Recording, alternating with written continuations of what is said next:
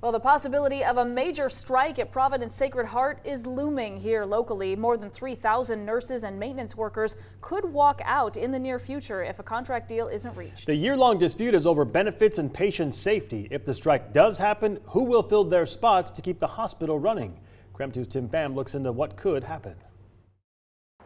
There are thousands of nurses and maintenance workers at the hospital. If they vote to go on strike, Sacred Heart would have to fill a lot of positions while negotiations continue.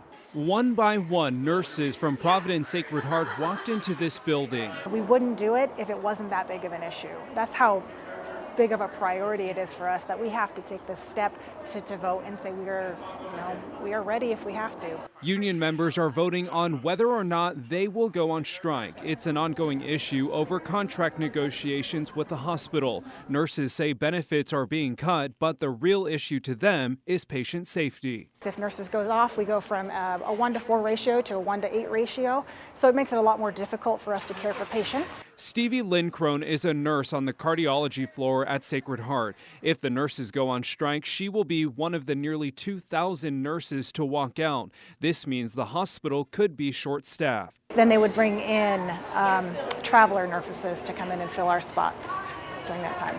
We wanted to know who will take care of patients and run day-to-day operations. A union member spokesperson says those who don't strike and the people called in could be forced to take on new roles they're not suited to do. We reached out to Providence. They wouldn't detail specifics about how the hospital would operate if nurses go on strike. They tell KREM 2, quote, "What you're hearing is simply untrue and intended to scare people. We are not going to engage in that type of conversation. Providence has cared for our community for more than 130 years, and we will continue to do so." Nurses we spoke to see otherwise if an agreement isn't reached. That same amount of care and standard has to be provided, but you have double the amount of patient load. We should learn if union members voted whether or not to go on strike by tomorrow night. Reporting in Spokane, I'm Tim Pham, KREM 2 News.